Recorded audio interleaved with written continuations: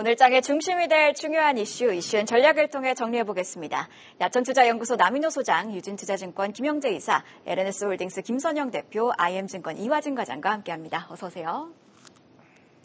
첫 번째 이슈부터 짚어보도록 하겠습니다. 외국인이 삼성전자에 대한 최장기 순매도 기록을 깨고 34거래일 만에 삼성전자를 순매수했습니다. 주가도 4% 가까이 급등하면서 가파른 상승세 보였는데요.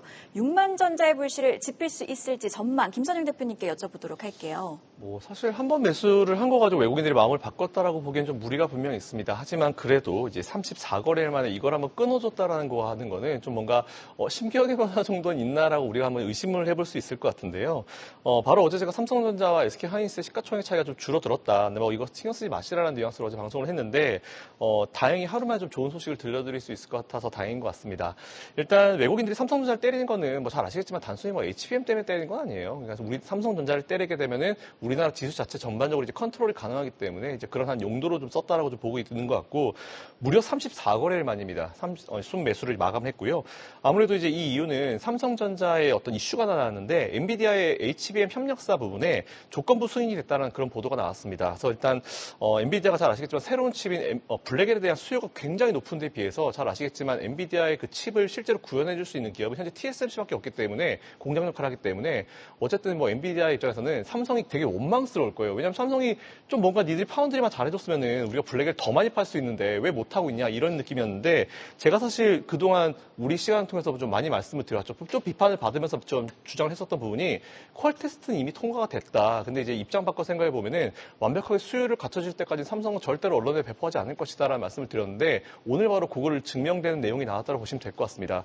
퀄 테스트가 통과가 안 됐으면은 아무리 그래도 이런 거 안 하거든요, 엔비디아가. 근데 엔비디아가 어쨌든 이렇게 받았다라고 하는 거는 이미 퀄 테스트가 통과가 됐다라는 건 기존에 이제 홍콩 몇 매체에서 나온 내용들이 사실이구나라는 부분을 알 수 있습니다. 근데 이게 조건부로 갔다는 거는 확실히 퀄 테스트는 통과가 됐는데 수율 떨어지는 게 맞구나라고 우리가 보시는 게 맞는 것 같습니다.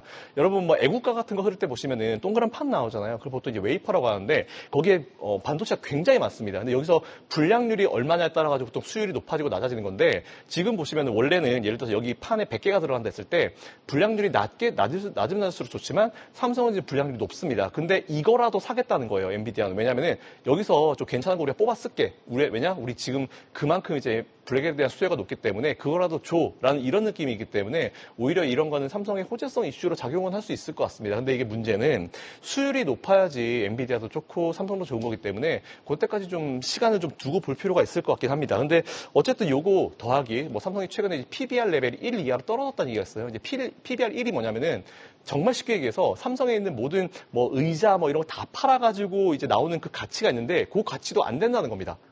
말도 안 되는 거겠죠. 그렇기 때문에 이런 내용들 같이 포함해가지고 가격 경쟁 자체도 굉장히 말이 안 되는 수준이다라는 그런 내용 체크하셔서 보시면 될 것 같은데 동시효과 때 매물이 조금 나왔어요. 근데 이거 좀 신경 쓰이긴 하는데 그래서 이것 때문에 너무 뭔가 삼성에 대해서 돌아섰다라고 판단하기보다는 한 2, 3거래 정도는 지켜보시고 좀 뭔가 안심하시기 좋을 것 같은데 확실히 한번 끊어준 거는 그래도 의미가 있는 것 같습니다. 항상 말씀드린 대로 삼성전자에 대한 투자 의견은 그대로 유지를 하고 매수 가능 의견 드리고요. 그리고 이런 내용들은 계속 모니터링 하시고 업데이트 하시면서 투자를 이어가보시면 좋을 것 같습니다.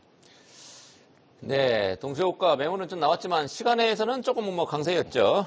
좀 불안합니다. 어제 33거래일 연속 외국인 순매도죠. 그 고리는 끊었지만 그 매수한 폭이 한 100억 정도밖에 안 되기 때문에 조금 불안하긴 합니다. 간밤에 뉴욕 증시에서 반도체 지수 약보합을 했습니다. 자, 31일에 삼성전자 확정 실적 발표. 더 중요한 거 컨퍼런스 콜 이어집니다.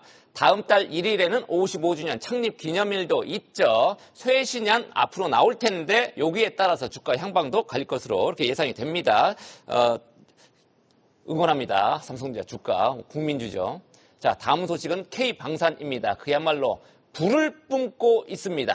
무기 수출 확대로 올해 실적 급성장이 기대되는 상황인데 수출 현황 이화진 과장께서 살펴주시죠. 네, 지난주에 폴란드 안제이 두다 대통령이 방한을 했습니다. 또 대통령께서 얘기를 한 게 폴란드에게 한국은 발전을 상징을 하며 동양의 호랑이라고 지칭을 했습니다. 그러면서 한국의 무기는 이제는 무기의 안보의 상징이라고 말을 했는데, 일단 2022년에 이제 폴란드가 우리나라와 이제 방산 계약 대략 한 61조 기본 계약을 했고, 그 당시 K2 전차 1000대를 계약을 했고, 그리고 이제 K9 자주포 648대를 이제 계약을 했습니다.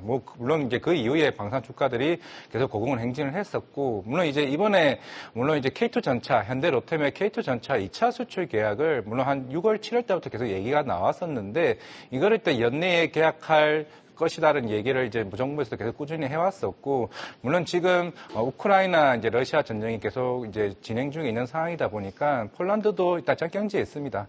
그러면서 좀 K2 전차 대략 한 180대 정도 계약을 만약에 예상이 된다라고 하게 되면 이 규모 자체가 7조에서 8조 계약입니다.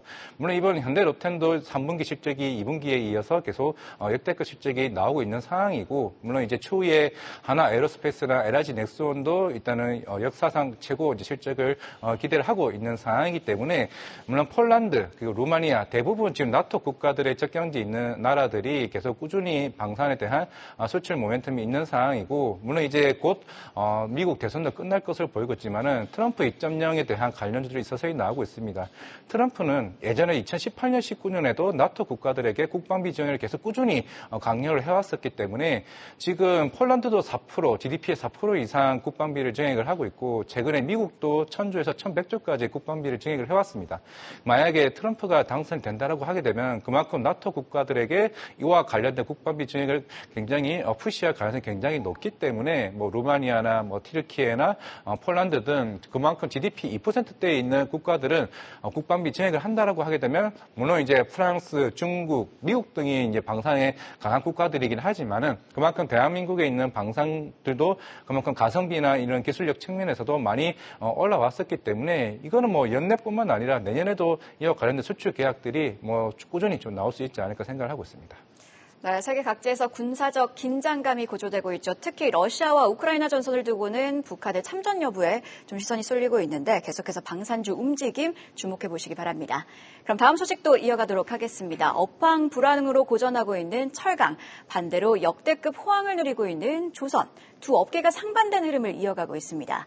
올해 3분기 실적 전망에서도 희비가 극명하게 엇갈리고 있는데요. 투자 전략 어떻게 가져가면 좋을까요, 남인호 소장님? 네, 제가 나오면 오늘은 예은앵커에게 어떤 질문 드릴까 하는 궁금증이 있을 겁니다. 오늘도 있습니다. 자, 예은앵커님, 혹시 해하고 달이 같이 뜬 거 보신 적 있으신가요? 그런 과학적인 현상이 있다는 건 아는데, 근데 한 번도 제가 직접 목격하지는 못했습니다. 네, 그렇죠. 보통 우리가 해가 뜨면 달은 지고 달이 뜨면 해가 사라지는 그런 현상입니다. 우리 세상사에는 음지가 있으면 양지가 있고 양지가 있으면 음지가 있는 것 같습니다. 오늘 제가 소개해드릴 업종이 바로 그런 건데요. 양지에 해당되는 업종, 조선업종이 되겠습니다. 다음에 음지는 뭘까요? 철강업종입니다. 자, 먼저 양지부터 살펴볼까요?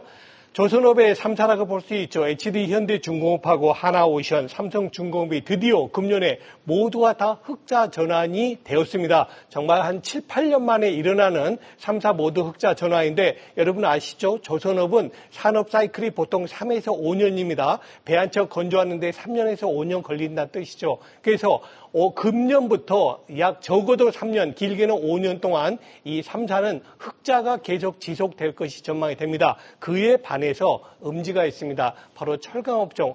이상하다. 조선이란 게 보통 철강을 주로 재료로 하기 때문에 조선이 좋으면 철강도 좋은 거 아닌가라고 생각할 수 있는데, 안타깝게도 보통 이 조선 3사가 더 이상 철강값, 후판값을 올리면 우리 너희 제품 사용하지 않겠다, 이렇게 나가는 겁니다. 뭘 믿고 그럴까요? 바로 중국산이 있기 때문입니다. 그래서 금년에 이미 이제 실적 발표한 기업이 있는데, 현대제철이 실적을 발표했습니다. 실적 그렇게 나쁘진 않아요. 그런데 전년 동기 대비해서 매출은 10%, 수익은, 영업이익은 자그마치 50% 이상 하락한 그런 실적을 발표했습니다. 이제 곧 포스코랑 동국제강도 발표할 건데요. 역시 양사 역시 그렇게 썩 좋은 실적은 발표하기 어렵다 하는 것이 중론입니다. 자, 이제 투자 전략 들어가 보겠습니다. 조선도 그렇고 철강도 그렇고 제가 여러분께 강조드리는 8대 업종 안에 포함되어 있지 않습니까? 그래서 내가 이 업종 투자하겠다 있다 마음 가지셨으면 10%씩은 보유하시는 게 좋다고 봅니다. 다만 지금 조선업은 현대중공업 18만 7천 원, 하나오션 2만 9천 원, 그리고 삼성중공업 9,700원. 이거 그렇게 여러분께 오늘 사도 손해 안 봅니다. 이렇게 말씀드리긴 좀 부담스러운 가격이 돼버렸고요. 반면에 그러니까 저는 조선업종은 10% 정도를 보유하시는 게 좋고 지금 적극 매수는 좀 부담스럽다는 말씀 드리는 거고요. 다음에 철강업종 어떻습니까? 아까 말씀드렸던 현대제철 같은 경우는 지금 2만 원대에 있습니다. 2만 5,700원에 있고요. 또 대표적인 철강 대장주 포스코홀딩스 볼까요? 70만 원짜리가 지금 가격 얼마입니까? 34만 9천 원에 있습니다. 그러니까 말 그대로 철강업종의 주가는 바닥권에 있는 건 분명합니다. 그러나 바닥에 있다고 무조건 사면 이익 볼까요? 그렇지가 않죠. 상승 모멘텀, 상승 트리거가 있어야 되기 때문에 철강업종의 매수는 오늘 당장 하시지 말고 앞으로 한 보름 정도 기다리셨다가 뭔가 모멘텀이 나오면 그때 매수하시면 좋겠습니다. 예, 철강 업계 모멘텀 나와주길 바라겠습니다. 가격이 조금 올라와주는 게 모멘텀이 될까요? 바로 그게 되겠죠. 네.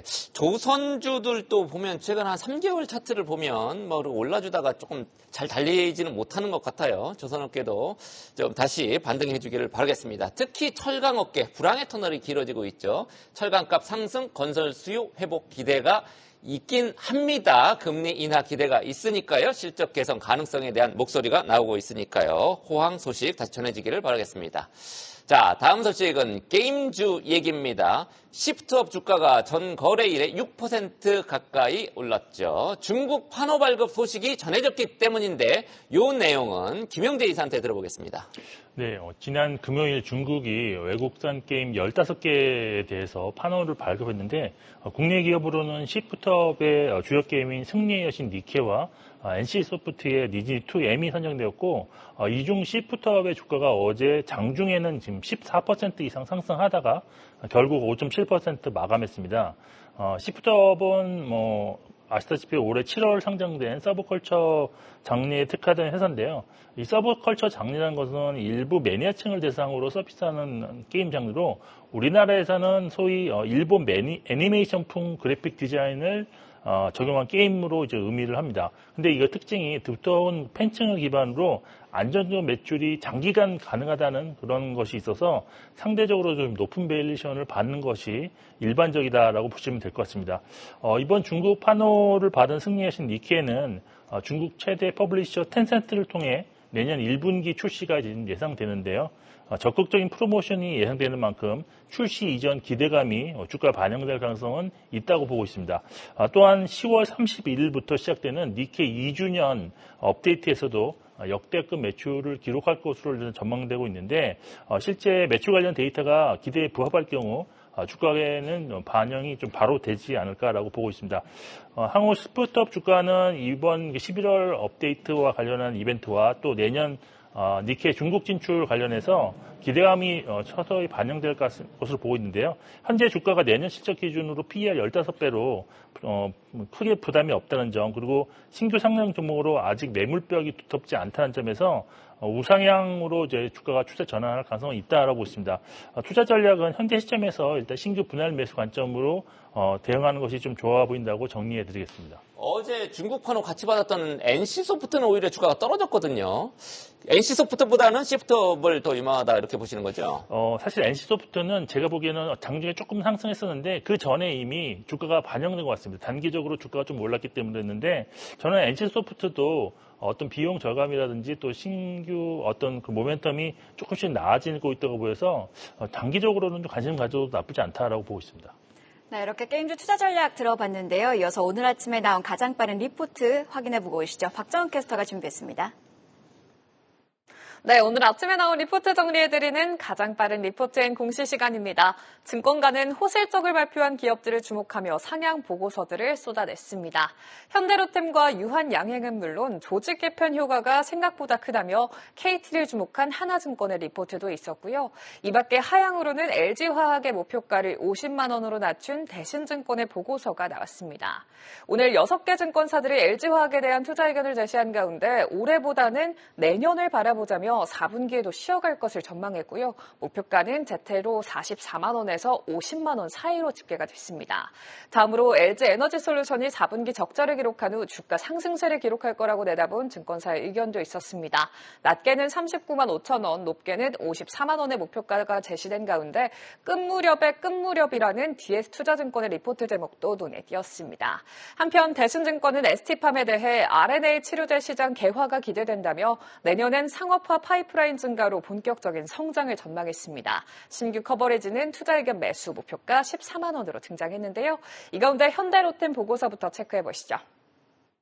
오늘 5개의 증권사가 현대로템을 주목한 가운데 대부분이 목표가를 올려잡았습니다. 메리츠증권은 기존 5만 8천 원의 목표 주가를 8만 2천 원으로 40% 넘게 상향 조정했는데요. 3분기 매출이 1조 1천억 원, 영업이익은 1,374억 원으로 작년보다 234.2% 증가했고 특히 영업이익은 컨센서스를 큰 폭으로 상회한 호실적을 기록했다고 분석했고요. 최근 폴란드가 금융 지원 없이 한국산 무기 구매를 결정하는 등 높은 무기 수요를 내비치고 있죠. 연내 2차 계약 체결과 금액 상향 가능성을 높게 예상했고요. 또 내년에 중으로 약 5조 원 규모의 루마니아향 계약 체결 가능성도 높다는 점 주목했습니다. 이어서 유한양행 보고서 확인해 보겠습니다. 오늘 키움증권은 유한양행에 대해 효자 렉나자의 마일스톤 유입으로 호실적을 기록했다며 목표가를 19만 원으로 대폭 상향한다고 밝혔습니다. 리바리반트의 SC 제형이 연내로 수월한 승인이 기대되고 유럽 등 국가별 출시 마일스톤 수령 모멘텀도 기대된다고 진단했고요. 또 최근 세계 폐하마크에서 발표된 전체 생존 데이터에서 렉나자의 시장 침투율이 높다는 점을 꼽으며 타겟 점유율을 41%에서 87%로 2배 이상 상향한 점도 투자에 참고해 보시죠. 지금까지 가장 빠른 리포트 행공시 박정원이었습니다. 네, 이렇게 오늘 아침에 나온 가장 빠른 리포트 확인해 봤습니다. 계속해서 2차 전지주 소식으로 이어가도록 하겠습니다. 어제 우리 2차 전지주 일제히 급등세를 보였습니다. 지난주 발표한 테슬라의 호실적 영향으로 분석이 되는데요. 주가 상승, 더 탄력을 받을 수 있을지 전망은 김선영 대표님께 들어볼게요. 어떻게 보시나요? 네, 저는 계속 말씀드렸습니다. 2차 전지 투자를 하셔야 된다는 말씀드리고 힘들지만 버티셔야 된다는 말씀을 계속 드려왔는데 사실 저도 테슬라 이렇게까지 실적이 잘 나올 거다라고는 예상 못했습니다. 그래서 어느 정도 시장의 예상치보다는 잘 나오지 않을까라는 생각했는데 사실 제 예상보다 더 잘 나왔고요. 일단 어제도 제가 포스코홀딩스에 대한 의견을 드렸었는데 종가 기준으로 외국인 기관과 쌍끌이 매수를 했고 특히 연기금이 10월 들어서 가장 많은 양을 매수를 했다는 부분도 좀 의미가 있는 것 같습니다. 제가 사실 차트 말씀은 거의 안 드려요. 저는 차티스트가 아니기 때문에. 근데 어제 기준으로 보니까 좀 긴 봉을 보니까 주봉상으로 이제 보통 더블 바텀 이제 두 번 바닥을 만들어주는 자리였고요. 월봉도 4개월 연속으로 지금 65월봉 위에서 이제 아랫꼬리를 마감하는 거 보면은 확실히 이제 돌아설 준비를 하고 있는 것 같다라는 그런 느낌이 분명히 들었습니다. 쉽게 말해서 장기 평선, 저는 장기 투자자이기 때문에 장기 평선상으로 이미 돌아설 준비를 했다라는 그런 의미로 좀 받아들이시면 될 것 같고요. 다시 돌아와서 어제 2차 전지주들 흐름 한번 보니까 LNF 10.19% 올랐고 에코프로비엔 9.14%, 삼성 에스테 8.23, 그리고 에코프로 5.37, 포스코홀딩스 4.17, 그리고 LG엔솔이 2.33% 정도 일제 상승 마감했습니다. 일단 테슬라 실적 얘기는 이미 방송 많이 나갔고요. 저도 이제 새벽에 이제 뉴인사이트 통해서 많이 말씀을 드리기 때문에 넘어가겠습니다. 가장 중요했던 건 이거였던 것 같습니다. 일론 머스크 CEO가 내년에는 더 낮은 가격의 차량, 아무래도 이제 새로 이제 기다리고 있는 저가 모델이겠죠. 요거에 대한 부분과 자율주행의 도래로 한 20-30%의 성장이 있을 것 같다는 그런 내용을 얘기한 게 좀 의미가 큽니다. 물론 이게 될지 안 될지는 내년 지켜봐야 되는 부분이긴 하지만 CEO로서의 이런 어떤 이제 자신감은 이제 그동안 이제 테슬라는 사실 많이 보여주잖아요. 스페이스X 같은 걸 통해 가지고 그렇기 때문에 여기에 좀 환호를 한 것 같습니다. 그리고 오죽하면 이런 내용이 블룸버그 기사가 나와서 저 딱 눈에 띄었었는데.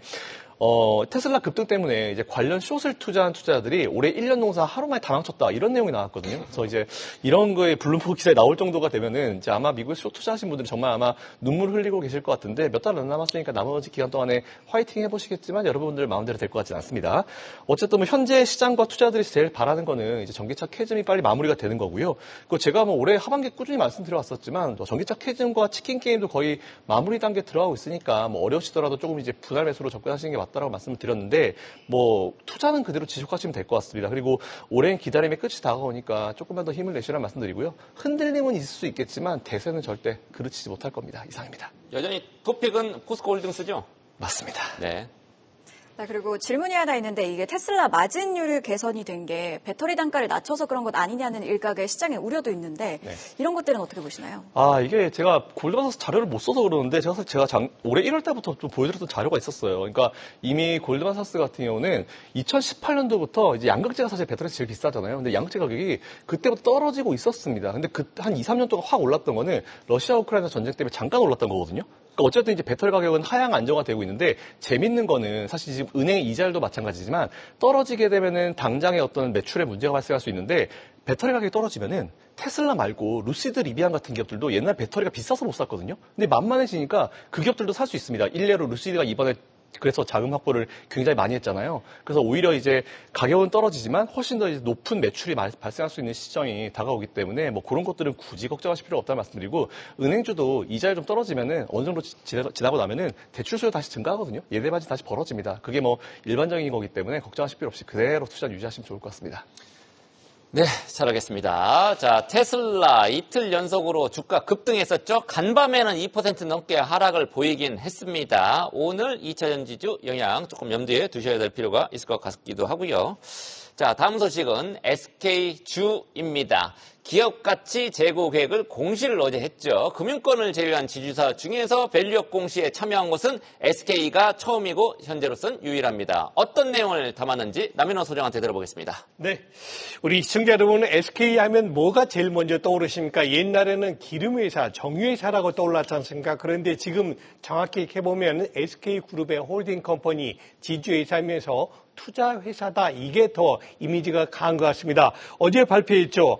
앞으로 주 SK 같은 경우는 시장이 어렵든 좋든 돈을 많이 벌든 조금 벌든 보통주 기준으로 연 5,000원씩 배당을 하겠다는 겁니다. 이렇게 되면 연에 한 2,800억 정도 소요되거든요. 그 금액 어디서 나느냐? 자산 매각 이익이라든가 또 특별 배당 수익으로 충당하겠다 발표했습니다. 또 한 가지 특징이 있었습니다. 주 SK그룹의 1에서 2% 시가총액에 해당되는 주식을 매입해가지고 소각하겠다는 겁니다. 이렇게 매입 소각을 한다는 얘기는 그만큼 어떤 그 주주 가치를 올리겠다 그런 뜻 아니겠습니까? 방금 말씀 주신 대로 금융업종을 제외하고는 최초로 발표한 그런 어떤 밸류업 공시가 되겠습니다. 자, 이제 투자 전략 한번 들어가 보겠습니다.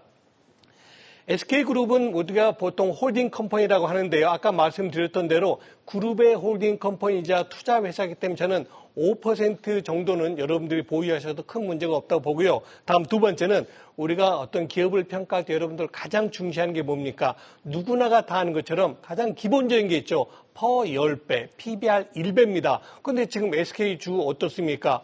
불과 0.5배밖에 안 됩니다.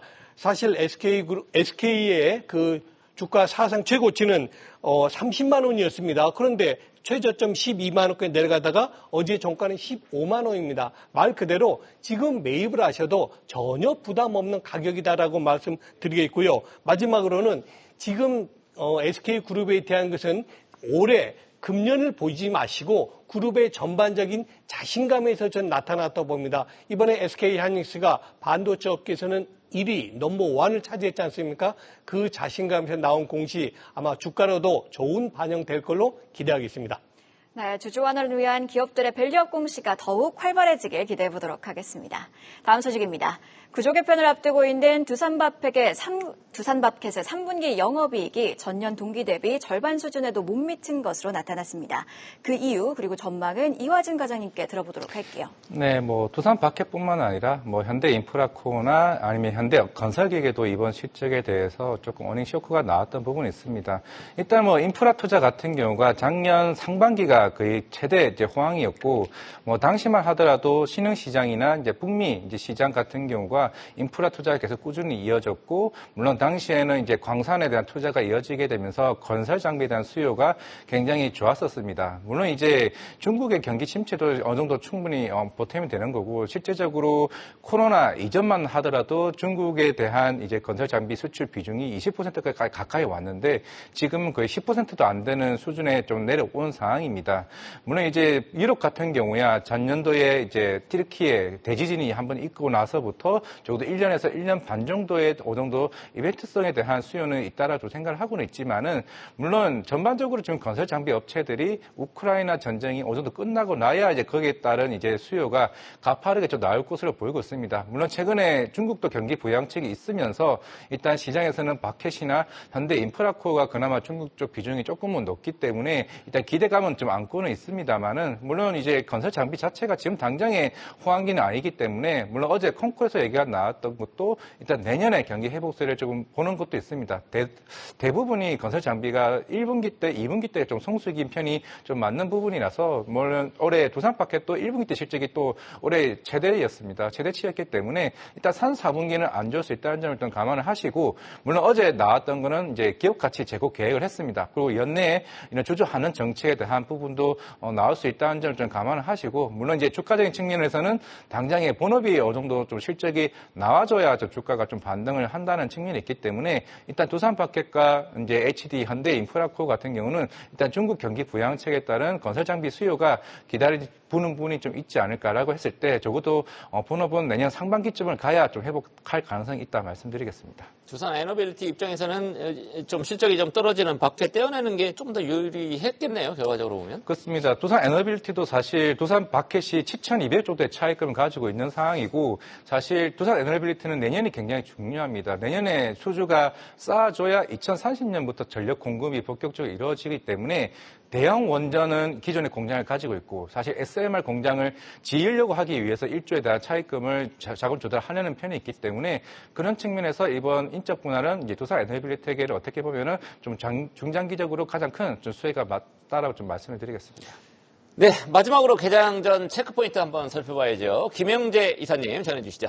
네, 오늘 실적을 발표하는 국내 기업으로는 삼성전기, LG생활건강, 하나오션, 한국항공우주, 하나금융지주, 그리고 두산프로셀, 금호타이어 등이 있는데요. 최근 좋은 실적을 발표한 종목들이 장중에 주가 변동성이 좀 확대되는 걸 감았을 때 오늘 실적 기대감을 가질 수 있는 종목으로는 하나오션, 그다음 하나금융지주라는 점 참고하시면 좋을 것 같습니다. 그리고 장마감 이후 내일 새벽에는 구글과 AMD의 실적 발표가 예정되어 있다는 점도 좀 참고하시고요. 또 오늘 기아가 지금 사우디에서 열리는 제다 모터쇼에서 픽업 트럭인 타스만을 최초로 공개하는데 타스만은 기아가 50여 년 만에 글로벌 시장을 주무대로 선보이는 픽업 트럭 모델로서 지금 기아가 2026년까지 공격적인 신차 출시 계획을 밝힌 만큼 최근 반등하고 있는 기아 주가에 긍정적인 재료가 될지 좀 지켜보시면 좋을 것 같습니다. 그리고 어제 시간의 특징주로는 장마감 이후 3분기 어닝 서프라이즈를 발표한 유바이오로직스가 상한가를 기록하였고요. 또 테마 중에서는 우크라이나 재건주가 상승하는 모습을 보였는데 오늘 정규 시장에서도 좀 변동성 확대 가능성이 있다는 것도 참고하시면 좋을 것 같습니다. 네, 사실 삼성전자로 많은 관심이 쏠리고 있기 때문에 삼성전자 질문 한번 드려보도록 할게요. 삼성전자 어제 외국인 매수세가 유입이 되긴 됐는데 92억 원밖에 들어오지 못했기 때문에 사실상 이게 추세 반전으로 보기엔 좀 애매하다 이런 의견도 있거든요. 그래서 남효 소장님 혹시 얼마 정도 들어와야 아니면 어떤 변곡점이 포착이 돼야 이렇게 변곡점을 찍었다라고 이야기할 수 있을까요? 네, 그렇습니다. 저는 삼성전자의 포인트는 외국인이 56%까지 가지고 있는 최고였거든요. 지금 52.6에 있습니다. 다시 말해서 외국인들의 매도가 멈춰야 된다는데 그보다 더 중시하는 게 있습니다. 바로 가격입니다. 저는 삼성전자를 전에 여러분께 7만 원대는 사시고 9만 원대 파세요 이 얘기를 수십 번 말씀드렸죠. 어제 종가 얼마입니까? 58,100원입니다. 저는 삼성전자를 6만 원 밑에서 살 수 있다는 것은 정말 주식 투자하면서 이런 좋은 기회가 있을 수 있겠나 싶고요. 마지막으로 말씀드리고 싶은 건 하이닉스와 삼성전자의 시총 비중은 2.5대 1입니다. 그럼에도 불구하고 저는 삼성전자를 20% 가지고 계시는 게 좋겠다 하는 말씀을 다시 한번 드리겠습니다. 예, 이와 더불어서 방금 전에 전해진 속보가 있었죠. 미국 정부의 대중국 AI 반도체 이런 거에 대한 투자 통제가 내년 1월부터 또 시행이 됩니다. 수출 규제는 하고 있는데 투자까지도 통제하는 거. 요게 삼성전자에도 또 호재가 될 가능성도 오늘 체크해봐야 되겠네요. 네, 이슈앤 전략 네 분의 전문가와 함께 개장 전 꼭 확인해봐야 할 뉴스 체크하고 전략까지 세워봤습니다. 고맙습니다. 계속해서 다양한 경제 이슈를 알고 싶다면 구독과 좋아요, 알림 설정 부탁드립니다. AI 캐스터 권미정이었습니다.